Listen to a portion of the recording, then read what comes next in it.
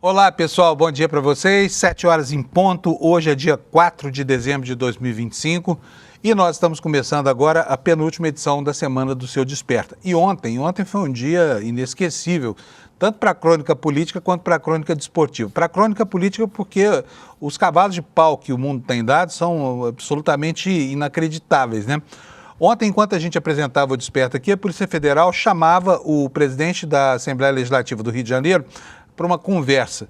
Ele nem imaginava que seria preso, que foi atraído, na verdade, por uma cilada armada pela Polícia Federal para tentar evitar o escândalo de prender esse defensor, esse protetor do crime organizado do Rio de Janeiro dentro da sede do Poder Legislativo, que seria um escândalo ainda maior, como se já não bastassem todos os comprometimentos que mais essa prisão no Rio de Janeiro traz, né? Mas houve muitos movimentos curiosos aí. Primeiro, enquanto recebia a voz de prisão, o carro do presidente da Assembleia, estacionado na porta da Polícia Federal, guardava um segredo. Mais de R$90 mil em espécie estavam lá. Até agora não se sabe o que essa dinheirama toda fazia no carro do Rodrigo Bacelar, né? Mas a Polícia Federal está investigando. Enquanto isso, em Brasília, a oposição pediu vista e impediu mais uma vez que uma comissão do Senado aprovasse o projeto chamado de pacote da lei antifacção. É inacreditável, porque né, as evidências que o Brasil precisa se dotar desses instrumentos legais para enfrentar essas organizações criminosas estão por todos os cantos, né? E a todo momento há manifestações claras, né, que mostram para a gente que o crime organizado está altamente entranhado no poder no Brasil, né? A prisão de Rodrigo Bacelar abre uma série de indagações. Por exemplo, por que o secretário de Esportes, o Pisciani, saiu às pressas da secretaria para voltar para a Assembleia Legislativa do Rio de Janeiro na véspera dessa operação, quando o presidente da casa já tinha sido avisado de que ela ia acontecer? O governo do Rio de Janeiro quis sanear o governo e a Assembleia Legislativa, para atender a mesma conveniência, tentou a mesma coisa, né? No campo desportivo, nós tivemos ontem uma série de jogos aí, nós tivemos até Neymar fazendo gol, olha, 3 gols em 17 minutos, nós tivemos o Flamengo erguendo a taça. Eu, que não entendo nada de futebol, fiquei sabendo ontem, como vocês viram, que o Flamengo, que o Campeonato Brasileiro, que o Brasileirão, como ele é chamado, não tem uma final, né? Que é tudo ponto corrido. Então, foi essa sem graceira de ontem. Seria muito melhor ter comemorado numa final, num mata-mata emocionante. Mas o Flamengo fez uma campanha brilhante e daqui a pouquinho o Alex vai conversar com a gente sobre isso. O ministro Gilmar Mendes, para encerrar aqui a nossa crônica da abertura de todo o programa, resolveu colocar uma azeitona na empadinha da oposição. E ontem tomou uma medida que foi muito mal recebida por todo mundo, inclusive pelo candidato a ministro do Supremo e atual AGU, né, o Jorge Messias, que pediu ao Gilmar Mendes que reveja a sua posição de blindar os senadores de algo que está previsto na legislação desde 1950 e com muita clareza. Uma lei, a lei do impeachment, diz que qualquer cidadão tem o direito de pedir impeachment de autoridades da República nomeados pelo processo descrito no artigo 52 da Constituição Brasileira, né? E também pelo artigo 383 do Regimento Interno do Senado, tá bom? Esses são os temas de hoje. Nós vamos começar, como fazemos todo dia aqui, batendo um papinho com o Alex Amorim sobre futebol. Alex, bom dia para você. Cadê você, Alex? Bom dia, estou aqui. Opa, tá aí, né, Alex? Sim. Gostou do jogão do Flamengo ontem, não? Sim, primeiramente, bom dia à nossa comunidade do ICL, você, Fábio Panunzo. Ontem eu adorei os jogos que aconteceu ontem, principalmente a derrota ali do Corinthians pro Fortaleza, que reacendeu ali o leão do PC rumo à Série A do ano que vem. Então, ontem, Panunzo, tivemos 7 jogos, o Palmeiras ganhou e o Flamengo se sagrou campeão. Parabéns aos nossos amigos flamenguistas pelo seu 9º título do Campeonato Brasileiro. Só está atrás do Palmeiras, que tem 12. Então segue o líder. Então, segue o líder. Eu estou seguindo o líder aqui nas redes sociais. Vou mostrar para você que tem muita gente que está assistindo agora que não viu a nossa edição de segunda-feira.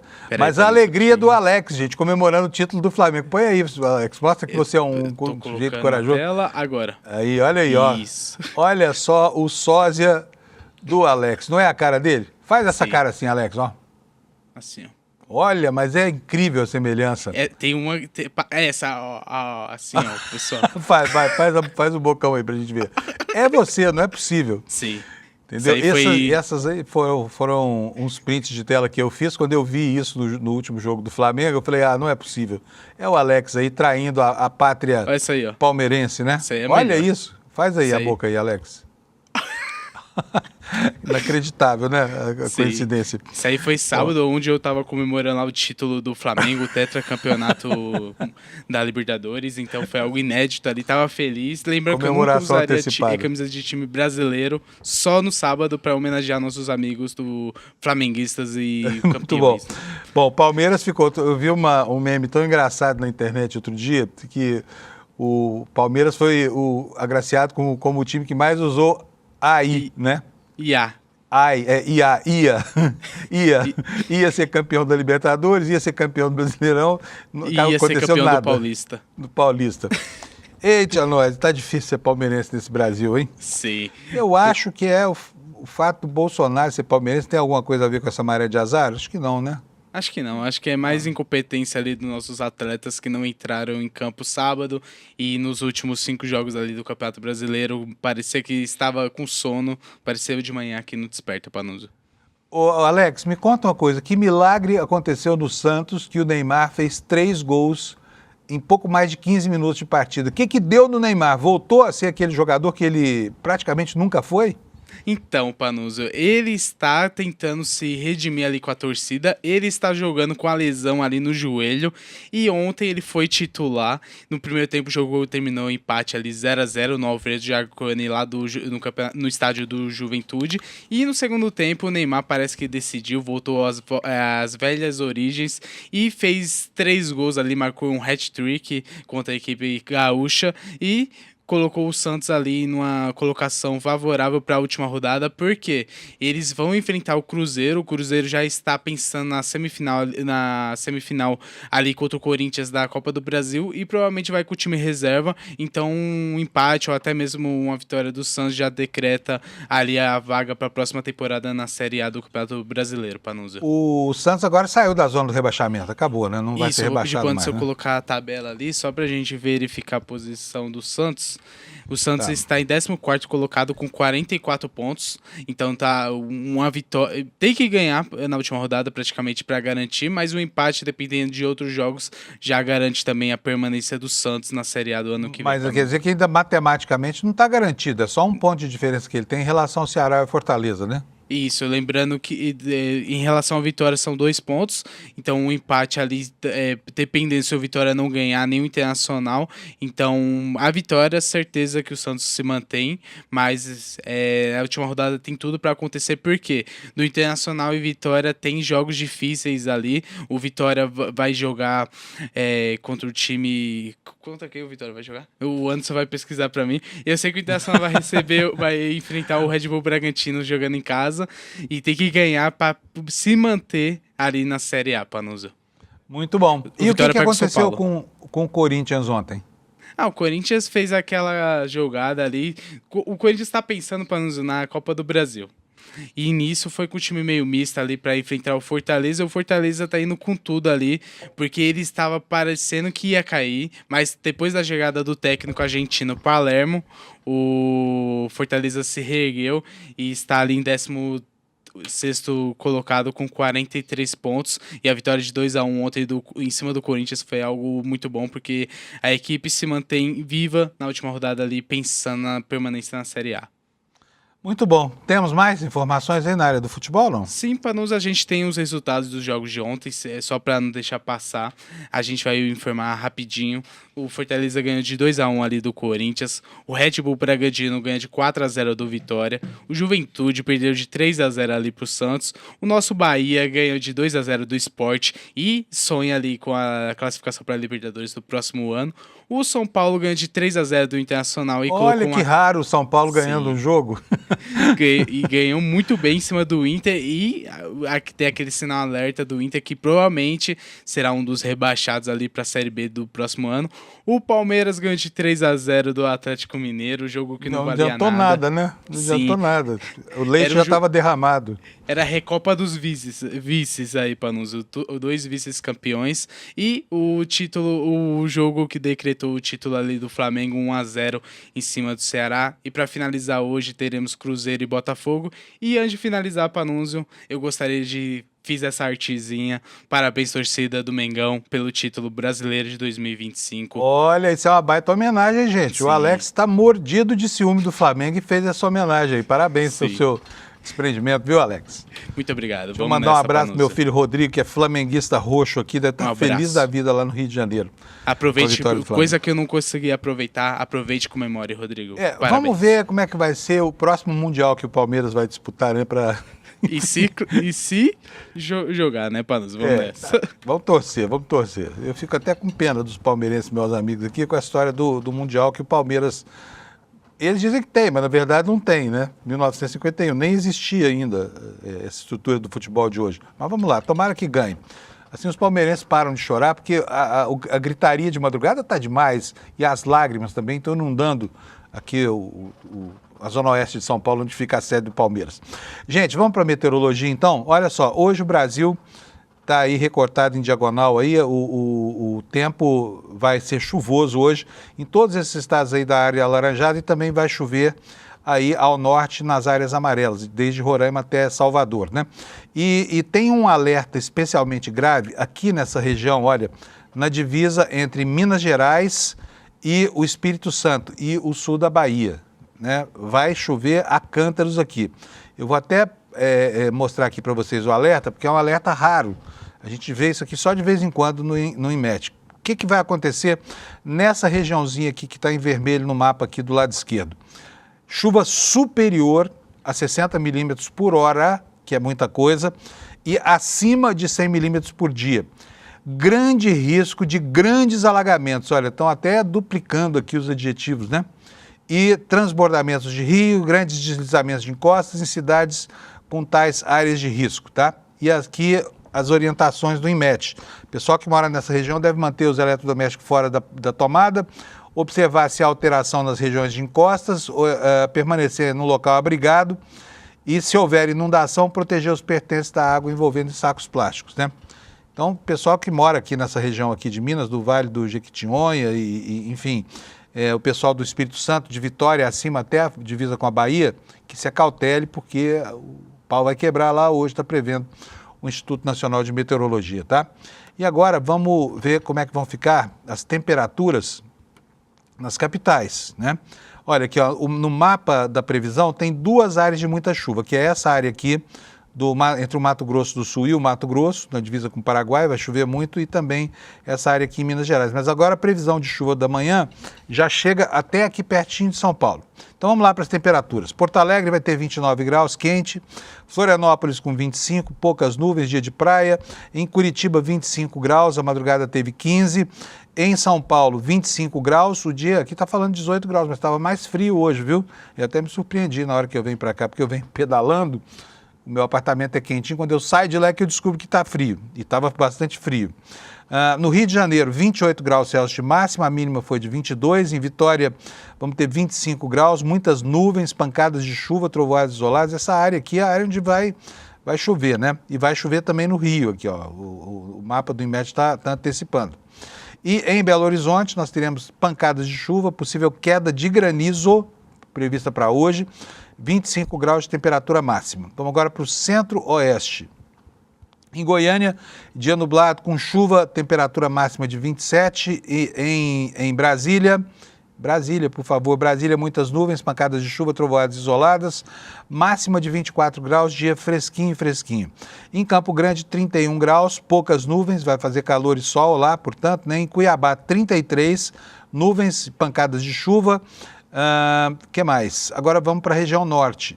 Em Porto Velho, nuvens, pancadas de chuva, máxima de 31, a mesma previsão para Rio Branco, com máxima de quanto? De 30 graus. Manaus vai ter 33, Boa Vista, Roraima, 34, Macapá, 33, São Luís do Maranhão, 34 e Palmas, do Tocantins, vai ter 29 graus, também chove por lá, tá? Agora vamos ver aqui a temperatura no Maranhão. Em São Luís, 37 graus Celsius de máxima, possibilidade de chuvinha isolada. Em Teresina, 36 graus, calorão, né, lá em Teresina, como é esperado para essa época do ano. E nas demais capitais do Nordeste, dia lindo, praia boa para quem tem tempo para ir numa quinta-feira se refrescar naquela água morninha e deliciosa das praias do Nordeste. Fortaleza terá 31 graus, João Pessoa a mesma temperatura, Recife 30, Maceió 30 graus, Aracaju 30 e Salvador, completando o circuito pelo Brasil inteiro, terá 30 graus com muitas nuvens. É a única capital do Nordeste que vai ter o tempo encoberto hoje, tá bom? Essa é a meteorologia para o dia de hoje. Agora eu vou passar a mostrar para vocês as manchetes, os destaques aqui na página do ICL Notícias. A manchete do dia é essa coisa escandalosa que aconteceu lá no Rio de Janeiro com a prisão há 24 horas do presidente da Assembleia Legislativa, né? Um homem que está sendo acusado de vinculação com o crime organizado. E como é que é a vinculação? É por meio de um suplente de deputado que estava no exercício do mandato, que você já sabe, chama T.H. Joias, um homem que fornecia armas para o Comando Vermelho, tá? Não é pouca coisa. São os barões do crime organizado imbricados lá com o poder legislativo no Rio de Janeiro. E não só o legislativo, hein? Porque há movimentos muito estranhos aí na recondução do ex-secretário, recondução urgente do ex-secretário de Esportes para assumir a vaga e afastar o T.H. Joias da Assembleia Legislativa na iminência do escândalo, né? E informação vazando aos borbotões, tá? Então, o primeiro destaque nosso é esse: T.H. Joias chamou o Bacelar de 01. T.H. Joias é esse canalha que faz a vinculação, que vende armas para o PCC, né? Chamou o Bacelar de 01, chamou de presida também, enviou até uma foto da PF, da residência para o presidente da Assembleia Legislativa, tá? O T.H. Joias. Agora, há um outro detalhe nessa história, né? Que o Supremo Tribunal Federal está tentando entender e daqui a pouco o Kleber Lourenço vai explicar isso para a gente. O Supremo está tentando entender a saída do Rafael Pisciani da Secretaria de Esportes, que aconteceu na véspera dessa prisão de ontem, tá? Um movimento ali que com certeza passou pelo Palácio, onde governa o governador Cláudio Castro, né? Que é quem contrata e quem demite pelo Executivo Federal. E o ministro Alexandre de Moraes, ao determinar a prisão desse pilantra, disse que o crime organizado está muito infiltrado na política do Rio, como todos os indícios há anos vêm reafirmando, né? Temos o segundo destaque principal aqui, é que o MBL está trazendo para o Brasil um dos gurus da extrema-direita dos Estados Unidos, né? E ele se chama Yarvin. Ele defende substituir a democracia por um regime comandado por um CEO. Olha só que disparate, né? Um CEO inspira líderes próximos a Trump, né? Vamos tirar, esse negócio de democracia tá demais. Para que gastar tanto dinheiro com um Congresso, uma Câmara, um Senado? Para que juiz? Bota um CEO aí, ele contrata, ele demite, ele manda matar e manda fazer viver. Olha, nos destaques secundários, nós temos essas informações aqui, olha. A Erika Hilton denunciando, né, em plena onda de feminicídios no país, que houve um sucateamento das políticas de proteção às mulheres e ela acionou o Tribunal de Contas do Estado de São Paulo, porque o assunto acontece aqui em São Paulo, para que investigue o fato, tá bom? Bom, você deve ter visto na internet, o assunto está bombando, né? A morte ontem de um homem, a notícia sobre a morte de um homem que foi atingido por uma barra de supino numa academia de Salvador, que deixa claro que a academia é perigoso, tá? E, por fim, o último destaque, a decisão do ministro Gilmar Mendes, essa que eu falei que é uma azeitona na empadinha da oposição, que foi muito mal recebida por todo mundo. Já estão chamando isso aqui de PEC da blindagem do judiciário. A decisão monocrática do Gilmar Mendes, que inflamou ontem o clima lá em Brasília, né, e fez transbordar, né, o caldeirão de mágoas que existe aí entre governo e oposição. Mas a medida do Gilmar Mendes foi mal recebida, não foi só pela oposição, foi mal recebida por todo mundo, né? Achando que o ministrão, dessa vez, errou feio a mão ao adotar uma medida de natureza corporativa em defesa dos colegas e dos seus próprios interesses e em detrimento da necessidade de desconstituir castas no país que se abrigam lá no cume, na estrutura do cume dos poderes, tá? Esses são os assuntos que nós vamos tratar a partir de agora, tá? Começando pela questão do afastamento do presidente da Câmara, da Assembleia Legislativa do Estado do Rio de Janeiro. A manchete está aqui no nosso site. Moraes manda afastar Bacelar da Alerj e diz que o crime infiltra a política do Rio de Janeiro. Vou ler aqui para vocês, matéria da agência Tempo Real, espelhada no nosso site, que diz o seguinte: além da prisão de Rodrigo Bacelar do União Brasil, o ministro do STF, Alexandre de Moraes, mandou afastar o presidente da Assembleia Legislativa do Rio de Janeiro do mandato de deputado. Na decisão, Moraes afirmou que as organizações criminosas realizaram uma infiltração política no Rio com capacidade de corromper agentes públicos e políticos em escala. Bacelar é suspeito de ter vazado informações sigilosas da Operação Zargum, que levou à prisão o então deputado T.H. Joias, esse que eu falei que era suplente do Pisciani, que estava na Secretaria de Esportes, né? E na decisão, ele afirmou que o Bacelar estaria atuando ativamente pela obstrução das investigações. O que disse o ministro Alexandre de Moraes? Disse o seguinte, você está vendo aí, lê junto comigo.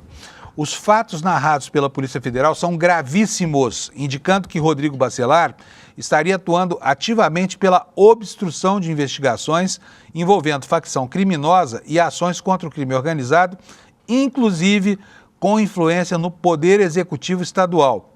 E influências essas capazes de potencializar o risco de continuidade delitiva e de interferência indevida nas investigações da organização criminosa. Foi o que disse aqui o ministro Alexandre de Moraes.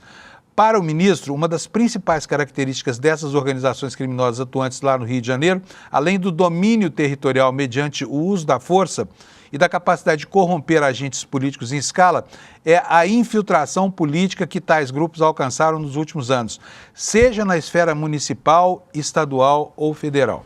Enquanto o alerta vem na forma de um despacho do ministro do Supremo, né, o clima ontem em Brasília foi muito ruim, porque a oposição, que se autopropala, né, como sendo os arautos da defesa dos cidadãos desse país aqui, da defesa forçada, da defesa da marra, ela impediu mais uma vez o pacote da lei antifacção de avançar lá em Brasília, né?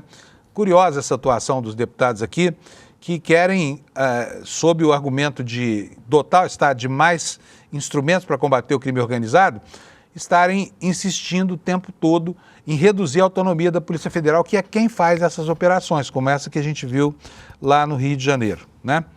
Vamos passar aqui para o próximo assunto, porque nós temos um monte de coisa para falar sobre isso. O Bacelar, o Bacelar era um sujeito que tinha uma relação aparente de muita intimidade, né, com esse fornecedor de armas do Comando Vermelho, o T.H. Joias, né, que tinha lá assento na Assembleia Legislativa do Rio de Janeiro. E aí está aqui a nossa manchete mostrando esse disparate. Ela coloca o seguinte, olha, T.H. Joias chamava o Bacelar de 01, chamava também de presida, né? Uma alusão ao fato dele ser presidente da Assembleia. E enviou até uma foto da PF na residência dele ao presidente da Alerj, tá? Então aqui os dois abraçados, ó, o T.H. Joias e o Rodrigo Bacelar. Matéria da Folha Press, no nosso site, você pode ler lá tudo, eu vou ler um trechinho para você. A investigação da PF, que culminou com a prisão do presidente da Alerj, Rodrigo Bacelar, nesta quarta, revela diálogos e imagens que ele manteve na véspera e no dia da prisão com o deputado T.H. Joias, detido em setembro. Entre essas conversas, T.H. Joias chama Bacelar de 01 e o Bacelar responde com uma figurinha de um homem bebendo cerveja quando foi avisado por T.H. de que havia comprado um celular novo. Isso já é uma operação de despiste, depois que ele foi avisado de que haveria a tal operação, né?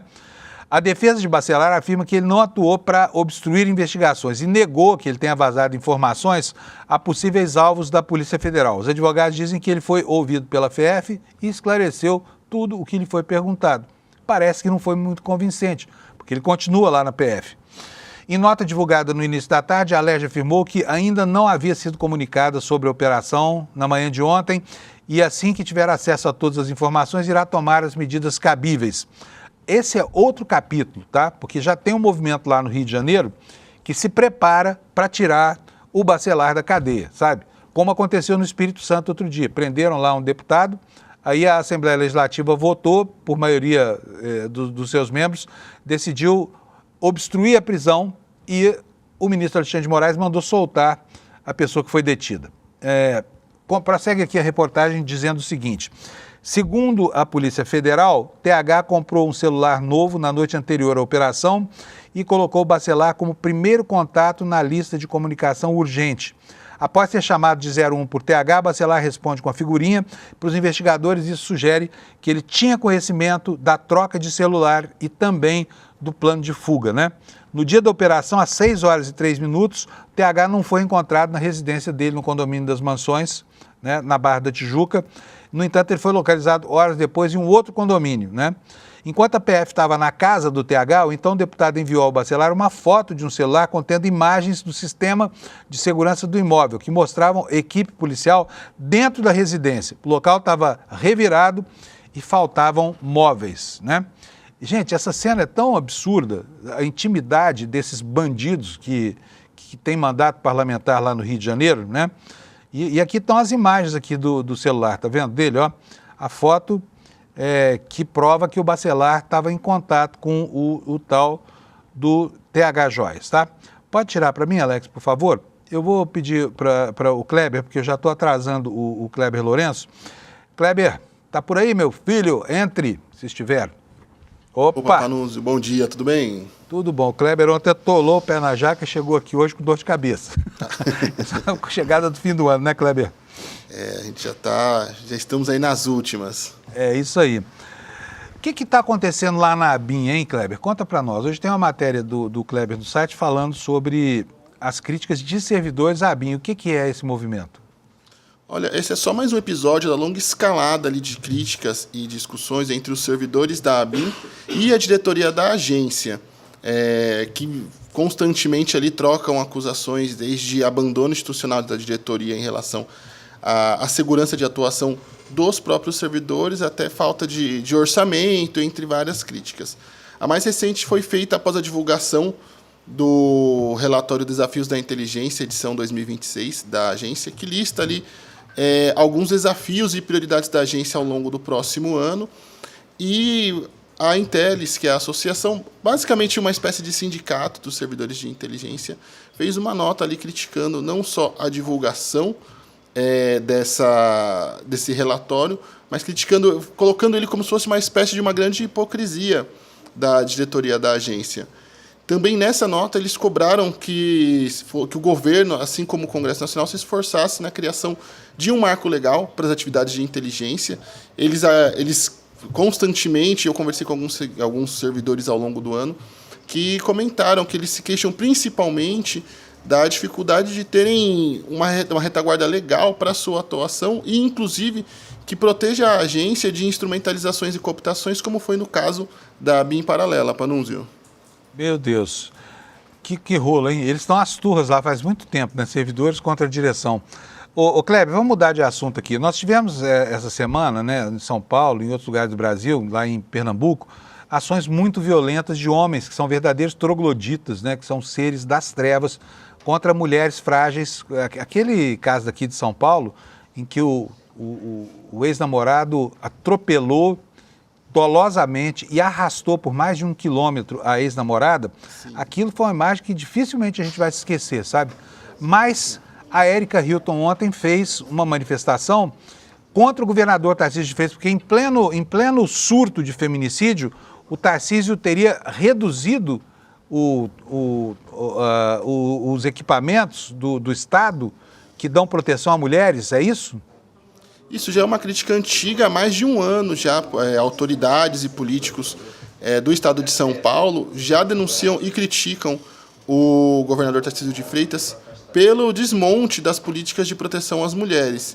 E esse desmonte é denunciado como uma espécie de desinvestimento mesmo, desde a redução da quantidade de delegacias de proteção à mulher, até mesmo o orçamento para políticas públicas destinadas a este fim.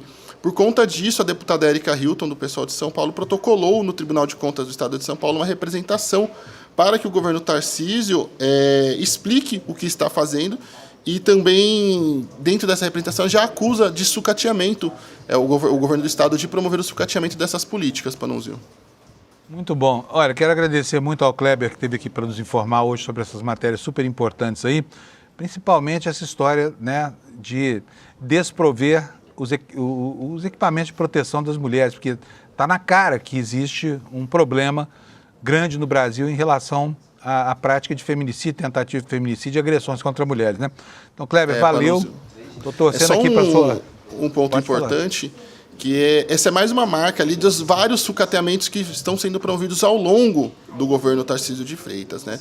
Eu não preciso nem lembrar também da situação que passa, por exemplo, o caso do transporte público, onde as ferrovias estão sendo privatizadas, sem qualquer tipo de controle ou acompanhamento de perto, em companhias como, por exemplo, a Via Mobilidade, ali constantemente apresentando falhas, defeitos e problemas ali afetando milhões de paulistanos. A gente teve recentemente também a privatização da Sabesp, onde o governador garantiu que não haveria aumento de contas, e já no próximo mês teremos um aumento de 6% nas contas de água de todo o estado. Quase 7%, né? Quase 7%. Isso. Por exemplo, também a gente tem, se por um lado falta dinheiro para a política de proteção às mulheres, por outro, o Tarcísio vem enchendo as rodovias do estado também com uma série de pedágios ao longo de todo o estado. Então, é um verdadeiro descalabro que vem acontecendo no estado de São Paulo na gestão de Tarcísio de Freitas. Antes de você sair, eu vou pedir para o Alex colocar em tela cheia, porque eu quero ver a imagem do Will, que está aí, do William De Luca, que está atrás. Cadê o William? Estava ali com a camiseta verde e amarela. Eu ia perguntar a ele se ele debandou para o outro lado. Pergunta ele para mim aí, tá? Depois ele explica aqui no N1 e no rolê, tá bom? Kleber, valeu, cara. Obrigado, viu? Obrigado por ter, apesar de estar aí com dor de cabeça, eu brinquei que era ressaca, mas não é ressaca, não. Que a Neosaldina ele seja breve. Sim, tá bom? Sim. Obrigado, Panunzio. Obrigado à comunidade do ICL. E para mais notícias como essa, temos lá no site iclnoticias.com.br. Tá bom. Valeu, Kleber. Brigadíssimo, viu? Pessoal, vamos continuar falando aqui sobre a esdrúxula situação lá do Rio de Janeiro, porque eu tenho certeza que a sua curiosidade está aguçada, né? E a minha indignação também está aguçada, porque não é possível. Olha como é que são as coisas no mundo torto dessa gente aí, cujos valores são esses que a gente está vendo, tá? Temos aqui a próxima manchete, uma manchete que está no site do UOL, sobre a descoberta que foi feita no carro do presidente da Assembleia Legislativa do Rio de Janeiro. Pergunto para você, quando você sai de casa e vai trabalhar, você leva R$91 mil no seu carro ou não? Quanto tem de dinheiro aí na sua carteira? Até vou mudar a pergunta aqui. Quanto tempo faz que você não manipula cédulas, né? Eu, por exemplo, estou há meses, eu nem tenho carteira mais, porque agora a carteira de identidade é digital, a carteira de motorista é digital, os cartões de crédito todos são no celular, então não tem por que carregar carteira. Mas o presidente da Assembleia Legislativa do Rio de Janeiro, como se fosse a coisa mais normal do mundo, no momento em que foi preso, o carro oficial parado em frente à sede da Polícia Federal tinha 90 mil e tantos reais, quase 91 mil reais em dinheiro vivo. Olha aqui, olha, está aqui a foto da dinheirama. Pergunto a você, o que você acha que esse sujeito fazia com essa quantidade de dinheiro no carro, sabe? Será que ele ia dar para alguma instituição de caridade? De onde será que ele tirou? Porque isso aqui representa pelo menos 5 meses do salário líquido dele, né? Então, de onde será que o Bacelar tirou esses 90 e tantos mil reais aqui que foram encontrados no carro dele? A matéria nos diz o seguinte, olha, a PF encontrou 90 mil no carro do deputado estadual Rodrigo Bacelar. Além do dinheiro, 3 celulares também foram apreendidos e vão para a perícia criminal. A Procuradoria-Geral da República citou uma situação financeira de Bacelar para pedir a prisão por risco de fuga, tá? A justificativa para a prisão preventiva foi impedir que houvesse danos à produção de prova, dada a ampla influência de Bacelar. Afinal de contas, ele não é nada mais, nada menos do que o presidente do Poder Legislativo desta carcomida Rio de Janeiro, tá? Ele foi alvo da Operação Unha e Carne, aliás, esse nome muito bom, né? Depois de uma entre-safra de nomes bons nas operações da Polícia Federal, essa Unha e Carne eu achei sensacional. Então vamos lá, essa foi a operação que prendeu o deputado estadual TH Joias. A ação deflagrada em setembro apura o vazamento de informações sigilosas no âmbito de uma outra operação, essa se chama Zargum. Bacelar teria orientado o TH Joias a esvaziar a casa antes da operação de setembro que o prendeu. Informações reunidas pela PF mostram indícios da conversa dos dois um dia antes da operação que prenderia esse fornecedor de armas para o Comando Vermelho chamado TH Joias. Aliado do governador Cláudio Castro, Bacelar é cotado. Aqui vem a coisa. Imagina se esse cara disputa as eleições e ganha no ano que vem. Felizmente, houve essa história toda e eu duvido que o eleitor do Rio de Janeiro, mesmo aqueles mais desprovidos de senso de noção, vão dar o voto para uma pessoa que tem implicações com crime organizado, né? Até porque a suposição, e é assim mesmo que é que as pessoas que moram nas periferias tomadas pelo tráfico de drogas e pelas milícias e por todas as outras coisas que existem lá no Rio de Janeiro, essas pessoas são contra o crime organizado. Não se entende como é que essa gente toda ia dar um mandato de governador, tá? Depois de Sérgio Cabral, depois de Witzel, né? Depois de Cláudio Castro, 5 ex-governadores presos no Rio de Janeiro, 5 ex-governadores que passaram pela cadeia nos últimos anos, Antony Garotinho. Gente, o eleitor do Rio de Janeiro deveria começar a pensar em fazer um uso melhor do Instituto do Voto, né? Porque não é possível. Todas as escolhas são absolutamente sofríveis do ponto de vista moral, inclusive legal, né? Mas vamos lá, olha só, a matéria aqui no site do UOL diz o seguinte, olha, o Bacelar é cotado ao governo do Rio em 2026, foi eleito pelo Solidariedade em 2018, em 2022, depois foi reeleito pelo PL e aí foi para a União Brasil, quer dizer, passou toda a constelação de partidos aí que orbitam o bolsonarismo, né? Presidiu a Alerj em 2023, foi reconduzido ao cargo por unanimidade este ano. Unanimidade, tá todo mundo votando nele. Dilma manda caducando lá. Também ocupou o posto de secretário de Estado de Governo em 2021. A Alerj, em nota, diz que não foi comunicada oficialmente da operação e que vai tomar medidas cabíveis assim que tiver acesso às informações. Deve anunciar alguma coisa hoje, porque ontem não saiu nada, né? E entre essas coisas pode estar aí uma iniciativa, vamos ver o tamanho da coragem desses parlamentares do Rio de Janeiro, para tentar tirar o Bacelar da cadeia, tá? Como aconteceu, eu já falei outro dia, lá no Espírito Santo. A defesa do Bacelar disse que essa prisão é totalmente desproporcional. O advogado Bruno Borragini declarou à imprensa que Bacelar está bem e confiante de que a prisão não será referendada pelos deputados da Alerj na manhã de hoje.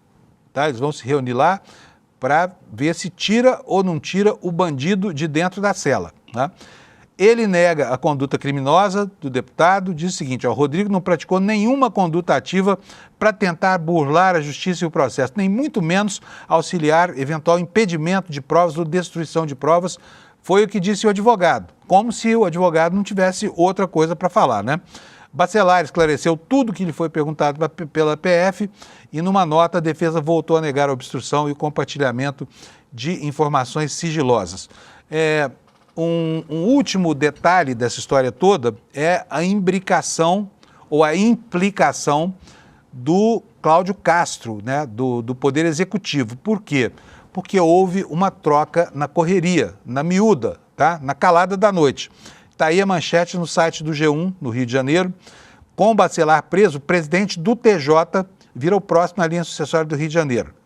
E vocês sabem que tem eleição agora. O Cláudio Castro não pode ser candidato, então ele vai ter que renunciar por causa do período de desincompatibilização se quiser disputar qualquer outro mandato lá, tá bom?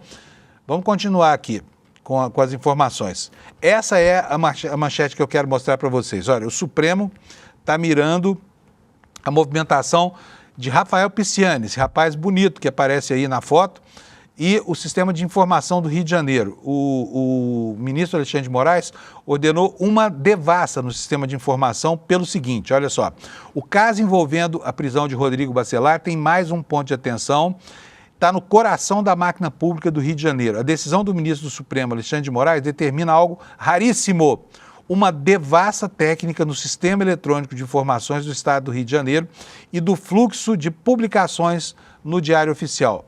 Mesmo sem fazer juízo prévio, Moraes quer saber quem mexeu, quando mexeu e por que mexeu nos processos que resultaram na exoneração relâmpago, é o termo usado aqui pela Polícia Federal, de Rafael Pisciani e na nomeação de Rodrigo Scorzelli para o comando da Secretaria Estadual de Esportes, justamente no dia da operação que prenderia o TH Joias. A Polícia Federal chamou esse episódio de manobra regimental célere. A suspeita é clara, o movimento teria sido uma tentativa de blindar a Alerj de Bacelar e também o Poder Executivo do desgaste político causado pelo escândalo envolvendo o deputado suplente do MDB. Tá? O ministro, então, quer saber mais do que versões. Ele determinou que, ao estabelecer a prisão do Bacelar, ele determinou a coleta de provas digitais. Por ordem de Moraes, diz aqui o texto da reportagem, o Proderj, né, que é a empresa de processamento de dados do Estado do Rio de Janeiro, a Secretaria de Planejamento e Gestão deverão entregar os logs completos de acesso, o horário exato de cada inclusão, alteração e assinatura e o usuário responsável por cada ato. Tudo referente aos dois processos dessa Secretaria do Serviço de Informações que tratam dessa dança das cadeiras de última hora, esse balé a jato que aconteceu lá no estado do Rio de Janeiro. A imprensa oficial também foi acionada e ela deverá fornecer o fluxo do recebimento do decreto que exonerou Pisciani e nomeou o Scorzelli na edição extraordinária de 3 de setembro. Ou seja, o Supremo quer restabelecer a trajetória completa do documento. Quem foi que enviou, né, para o Diário Oficial? Quem foi que publicou, né? Como é que aconteceu, a que horas foi e por ordem de quem foi feita essa mudança muito estranha a jato lá na Secretaria de Esportes, porque o secretário Pisciani, na verdade, ele é o dono da vaga onde estava o TH Joias, porque o TH é suplente dele, tá bom? E eu tenho aqui, olha, uma outra informação aqui, do jornal Valor Econômico, explicando direitinho essa situação também. O Rafael Pisciani reassumiu o mandato na Assembleia Legislativa do Rio de Janeiro para tirar a vaga do TH Joias, tá? E aqui a matéria conta, uma matéria que foi do dia 4 de setembro de 2025, tá? A matéria do Valor, nessa época, véspera da operação, tá? Dizia o seguinte, o secretário estadual de Esportes, Rafael Pisciani, deixou o cargo para reassumir o mandato na Assembleia Legislativa depois da prisão do também deputado Diego Raimundo dos Santos, do MDB, o tal TH Joias, tá? TH é suplente de Pisciani, assumiu a vaga no ano passado, quando o filho do presidente da Alerj, Jorge Pisciani, foi nomeado secretário. A volta de Pisciani à Alerj foi um pedido do governador do Rio, Cláudio Castro, e a exoneração do MDBista foi assinada já na quarta-feira, pouco depois da operação da PF. Essa dinastia dos Pisciani é antiga frequentadora da crônica político-policial do Rio de Janeiro, tá? Bom, dois fatos estranhos para um país que tem tantos problemas com a organização do crime aconteceram ontem, tá? O primeiro deles foi uma grande crise entre o Supremo Tribunal Federal, protagonizada aí pela figura do ministro Gilmar Mendes, e mais uma vez, o Senado da República, né? As duas instituições estão em choque permanente. O que aconteceu? O Gilmar Mendes botou uma empadinha, uma azeitona na empadinha da oposição. Temos aqui, numa manchete da Folha de São Paulo, a explicação para isso tudo. Blindagem de ministros do Supremo amplia a crise de divisão de poderes, né? O Supremo Tribunal Federal e o Executivo e o Congresso chegaram a um dos momentos de maior tensão em uma longa disputa por espaço que se acirra há anos em Brasília. A decisão do ministro Gilmar Mendes de blindar integrantes da Corte contra processo de impeachment estremeceu a relação com o presidente do Senado, Davi Alcolumbre, até então um dos principais fiadores do Judiciário. Alcolumbre fez um longo discurso, primeiro lido e depois improvisado, e cobrou respeito ao Legislativo. Ele defendeu aprovar uma nova lei sobre crimes de responsabilidade dos ministros do Supremo e mudar a Constituição para reverter a decisão de Gilmar Mendes. Vamos ver o que foi que disse o senador Davi Alcolumbre, que agora está em guerra com todo mundo, está em guerra com o presidente Lula, está em guerra com o Supremo, está em guerra geral lá em Brasília. Roda para nós, por favor, Alex, a fala do Alcolumbre ontem, cheio de razão. Esta presidência recebe com muita preocupação o conteúdo da decisão monocrática da lavra do ministro Gilmar Mendes. Monocrática que ainda existe, né, presidente? Nos autos da ADPF 1259. a decisão judicial vai de encontro ao que está claramente previsto na Lei número 1079 de 1950, que assegura a qualquer cidadão o direito de propor um processo por crime de responsabilidade. Essa foi uma escolha do legislador.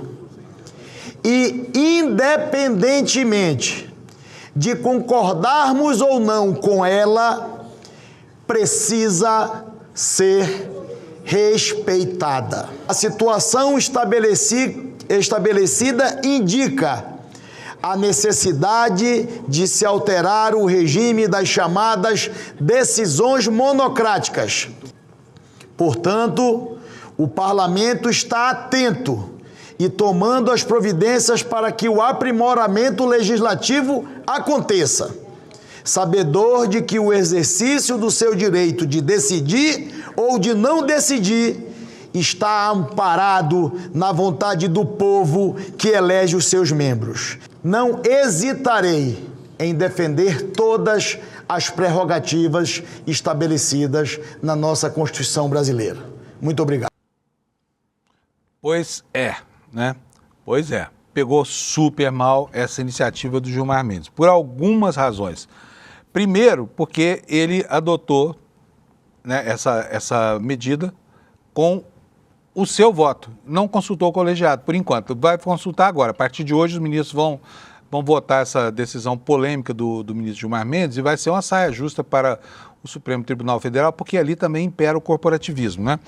E segundo, porque a legislação tornada inconstitucional por ele é uma legislação muito antiga e consagrada. Até hoje não havia sido questionada. Inclusive, ela chegou a ser atualizada na década de 90. Eu estou com a lei aqui na tela e eu quero que você veja o que diz o artigo 41. A letrinha está pequena aí. Dá para colocar na tela ampliada? Pode botar na tela cheia, por favor, Alex? Eu quero que você leia aqui junto comigo o que diz o artigo 41 e o 41A. Vou começar pelo 41. Veja só, a lei é de 1950, tá? É a lei 1079, tá? Vamos lá, olha, artigo 41. É permitido a todo cidadão denunciar perante o Senado Federal os ministros do Supremo Tribunal Federal e o Procurador-Geral da República por crimes de responsabilidade que cometerem, né? E crimes definidos nos artigos 39 e 40. Aí o artigo 41A reitera isso. Ele diz o seguinte, ó, artigo 41A, respeitada a prerrogativa de foro que assiste às autoridades, patati patatá, é permitido a todo cidadão, está bem aqui, olha, no artigo 41A, né? É permitido a todo cidadão o oferecimento da denúncia, tá? Então, está aqui o que diz a lei. Essa lei foi que o ministro Gilmar Mendes tornou inconstitucional e isso acabou entornando o caldo ontem, lá entre os poderes da República. Foi reclamação para tudo quanto é lado. Eu só não vi até agora alguém que saísse a público para elogiar essa medida do Gilmar Mendes. Houve muitas manifestações ontem, né, e um acanhamento daqueles que têm se valido, né, do Poder Judiciário como uma ferramenta de restabelecimento, digamos assim, do mínimo patamar de moralidade na política brasileira, né? A oposição organizou logo uma entrevista coletiva e o porta-voz foi o deputado Zucco. Vamos ver o que é que disseram os deputados da direita brasileira. Roda para nós, por favor, Alex. Os cidadãos não decidem mais nada. O Estado sou eu. Isso pode ser, sim, interpretado por um ministro do Supremo Tribunal Federal. Se essa decisão não é uma ruptura com o Estado de Direito, não sei mais o que é uma ruptura.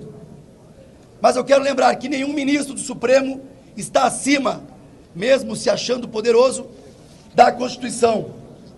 E nós não podemos aceitar que o Supremo legitime uma ditadura judicial. Pois é. Confusão grossa, né? Não precisava disso? Por que será que o Gilmar Mendes tomou essa atitude de ontem, né, e tornou inconstitucional uma legislação que está aí sem ninguém reclamar dela desde 1950, né? E, bom, Além disso, ontem houve outra confusão numa das comissões lá, porque o PL da lei antifacção entrou em votação e esse PL está sendo aguardado há muitos meses, né? Desde de agosto, quando o governo enviou esse pacote para o Congresso, que a coisa não anda. E ontem a oposição mais uma vez pediu vista para atrasar a votação desse PL. A gente sabe que o mês está correndo, hoje é dia 4, né? Tem que votar orçamento, tem que votar o PILOA, que é o projeto da lei orçamentária, tem que votar um monte de coisa, tem que votar, enfim, a reforma administrativa, tem muita coisa pendente, um mês curto, né? E a oposição atrasando a votação desse pacote, que a Câmara já estragou e o Senado pretende restaurar, né? O senador Alessandro Vieira falou ontem sobre esse PL e disse qual é o problema. Vamos ver o que falou o senador Alessandro, que é o relator desse projeto de lei da lei antifacção. Roda para nós, por favor, Alex. A gente sabe da força do lobby das bets, né? Aqui em qualquer lugar. Mas é uma medida razoável, porque sem orçamento não adianta falar em segurança pública. E as bets têm mais do que margem suscetível de tributação. O formato que a gente escolhe, que é uma CID, me parece tecnicamente ajustado, com potencial de arrecadação suficiente para fazer essa virada de página no enfrentamento ao crime, e a gente espera ter acolhimento dos colegas senadores e depois dos colegas deputados.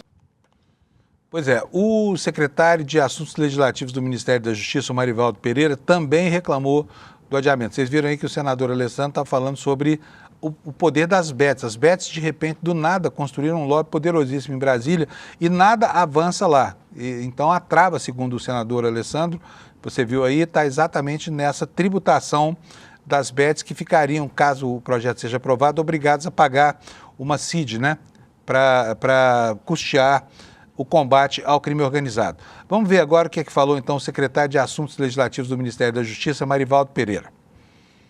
Nós achamos que o relatório apresentado é muito positivo. Infelizmente, a oposição pediu vistas, o que demonstra, mais uma vez, o mesmo comportamento que nós assistimos na Câmara dos Deputados. Há uma preocupação muito grande do PL, da oposição, com o avanço das agências do governo federal no combate a organizações criminosas. Veja, ontem o governador Tarcísio já dizia que era necessário preservar a autonomia dos estados. A autonomia que o governador está defendendo é aquela que estava prevista no primeiro relatório do deputado Derrite, quando ele tentou subordinar a Polícia Federal ao interesse político dos governadores. Esse é um nó górdio dessa questão, né? Por que a direita brasileira quer retirar a autonomia da Polícia Federal sob a justificativa de que está ajudando a combater o crime organizado? Como a gente vê, desde a Operação Carbono Oculto, né, com muita clareza, é justamente a Polícia Federal que está dotando o país de instrumentos de acusação para impedir que o narcotráfico use, inclusive o sistema bancário, o sistema formal, como uma espécie de ferramenta para a lavagem do seu dinheiro, para o aquecimento do seu dinheiro, né? E a votação lá no âmbito da CCJ, que foi travada ontem, está prevista agora para o dia 10 de dezembro. Como mostra essa matéria aqui da Agência Senado, ela diz o seguinte: a Comissão de Constituição e Justiça adiou, né, nessa quarta-feira, a votação do substitutivo do PL. O pedido de vista transferiu a análise para a próxima semana, dia 10 de dezembro. Ao contrário da discussão na Câmara, oposição e governo convergiam em elogios ao texto do PL antifacção do senador Alessandro Vieira, que, entre outras mudanças, prevê o imposto, objeto, né, de toda a polêmica ontem, o imposto da CID Bets para financiar o combate ao crime organizado. Tá? Então, o clima está confuso lá em Brasília. Será que vai dar tempo, que o Senado vai falhar conosco? Alex, tira para mim aqui, por favor. Bom, quem entrou na dança também ontem foi o advogado-geral da União, Jorge Messias, né, com relação à determinação do ministro Gilmar Mendes, que tornou inconstitucional essa lei de 1950, que dá a faculdade de pedir impeachment de ministro do Supremo para qualquer cidadão desse país. Já tá, essa decisão do Gilmar está sendo chamada de PEC da blindagem, tá? Você se lembra disso lá na Câmara, né? E aí o Jorge Messias, como advogado-geral da União, teve que entrar em campo. Todo mundo sabe que o Jorge Messias está sendo cotado para a próxima vaga no Supremo Tribunal Federal. E ontem houve um realinhamento, porque o Jorge Messias vinha sendo cacifado pela oposição, mas ontem entrou em sintonia graças a essa medida do ministro Gilmar Mendes, tá?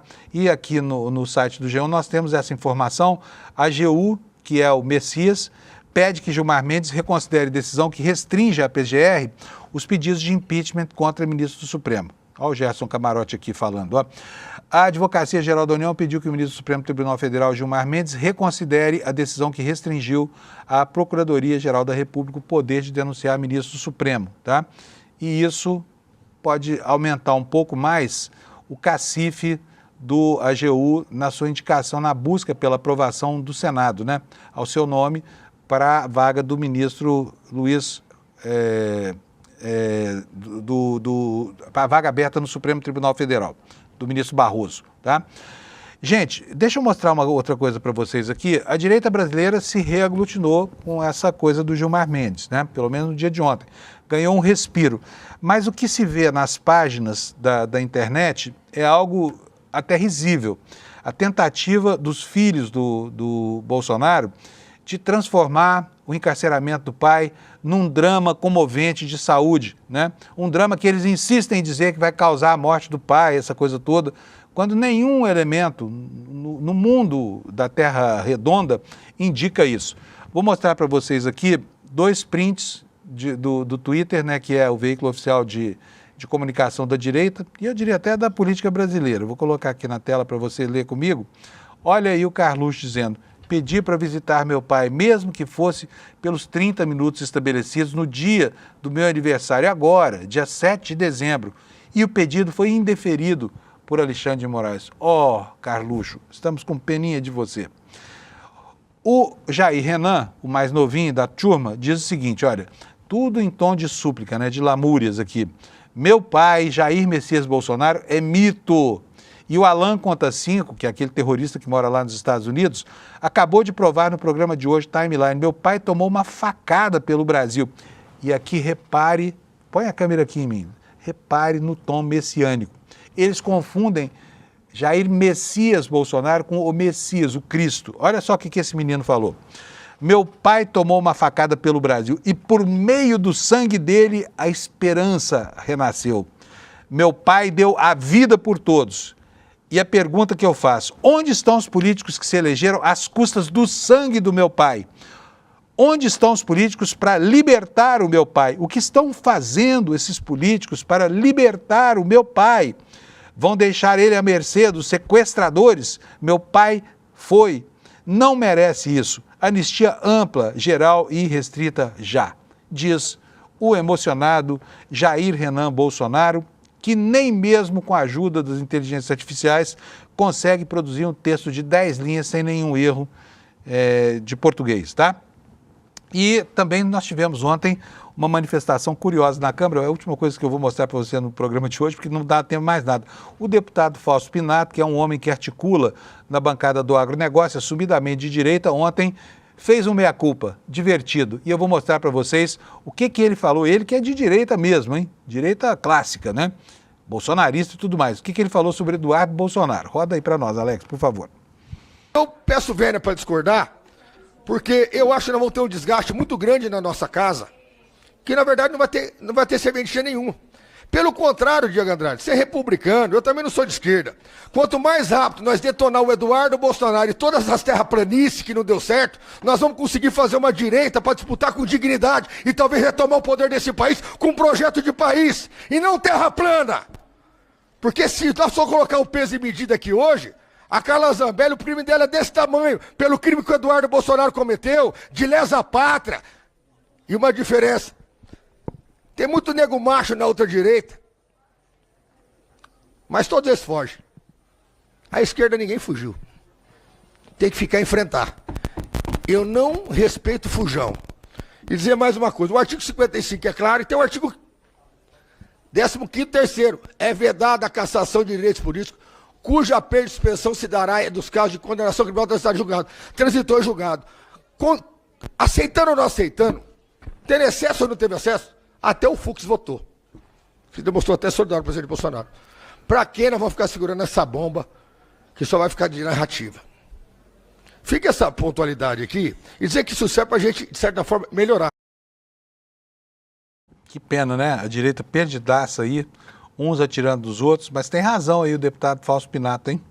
O Eduardo realmente, com seu terraplanismo geopolítico, acabou atrapalhando e muito a vida deles, tá?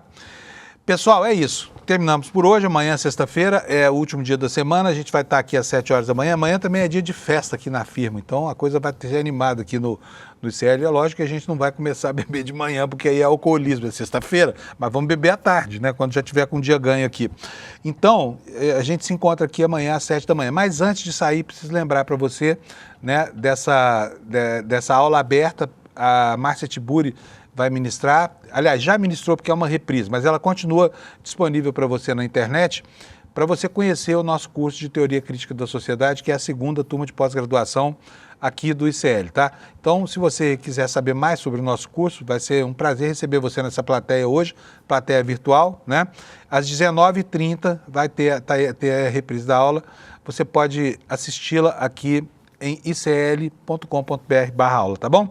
Boa quinta-feira para você, obrigado pela sua audiência. A gente se encontra amanhã às 7 horas da manhã para encerrar a semana. Tchau. Fala, turma, a espera acabou.